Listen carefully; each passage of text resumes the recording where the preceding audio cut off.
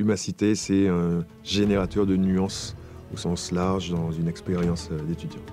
Je dirais que c'était 3 mois vraiment marquants où on était vraiment dans une bulle et où on a vraiment été, Coupé du monde. Oui, voilà, coupé du monde, ouais, c'est ça.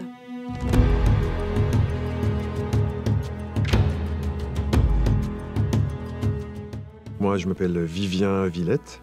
Alors, j'ai un profil plutôt créatif. Je suis intervenu dans des postes aussi bien de partner manager que de chef de projet. Donc, voilà, mon parcours professionnel est autour de ça. Je m'appelle Mélissa, je suis en 2e année de BBA international à Excelia Business School sur le campus de La Rochelle. Moi, c'est Lily Acker, je suis comme Mélissa en 2e année de BBA à Excelia à La Rochelle. Alors on était dans une association franco-indienne. Donc en Inde, l'association s'appelait Project Y et on a choisi l'Inde parce que voilà, pour Lily et moi, c'était une destination évidente. On a eu un très bon feeling, tant avec les personnes en France que les personnes en Inde. Moi, ce que je voulais, c'était aller dans un pays avec une culture assez riche et diversifiée. Je voulais être en contact de la population. Je pense que ce qui est important pour moi, c'est d'être en contact avec des gens qui ont une vision, une façon de penser assez différente de la mienne.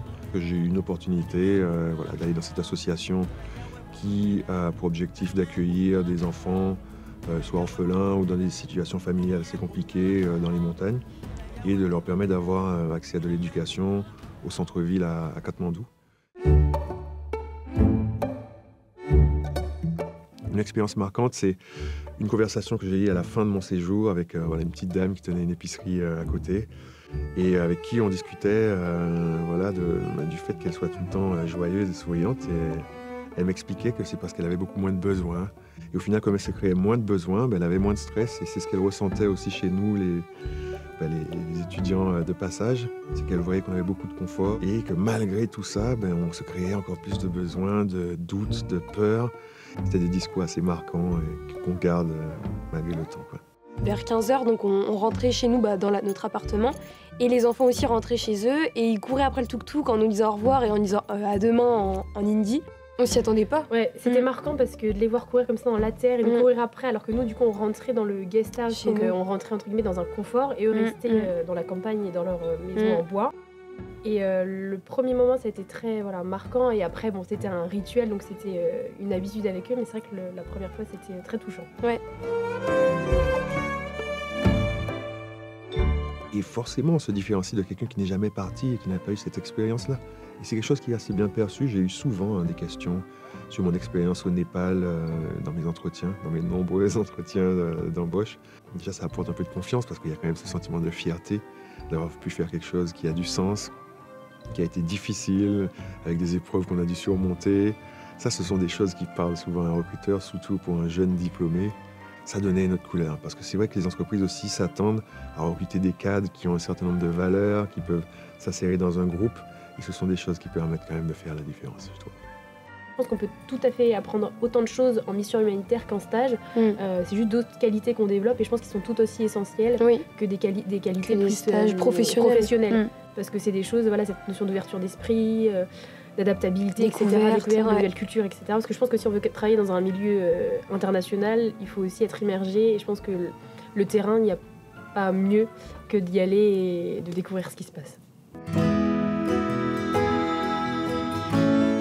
Humainement, ça nous a appris à connaître une nouvelle culture. Ça nous a appris à connaître comment les gens en Inde fonctionnent, leur mode de vie. C'était tellement riche comme expérience que... Nous encore plus ouverts à ces notions de découverte, d'enrichissement, d'aller vers l'autre, vers la différence, des choses qu'on ne connaît pas. Et c'est des gens extrêmement généreux, extrêmement accueillants et qui peuvent beaucoup nous apporter, même s'ils n'ont pas grand-chose, ils peuvent nous apporter beaucoup. Ces expériences-là, à un moment donné, ça a un impact personnel, dans ses choix aussi. Ça veut dire, je veux vivre dans un certain équilibre de vie. Voilà ce qui a du sens pour moi, et puis voilà la place que je donne au travail. Cet équilibre-là aussi est intéressant, on va dire, pour le long terme. Il y a quand même une grosse différence entre la théorie qu'on peut avoir et ce qu'on peut voir à travers Internet ou à travers les discours des gens, et vivre les choses. Et ça, je pense que c'est quelque chose qu'on ne peut pas remplacer. On a beau avoir tous les récits du monde, toutes les vidéos du monde, de voyages, de partir comme ça et d'avoir sa propre vision de qu'est-ce que c'est qu'un pays qui est en développement, qui est dans un contexte de vie un peu plus difficile, et même des façons de vivre différentes, c'est quelque chose qui forcément apporte de l'expérience dans le sens large du terme.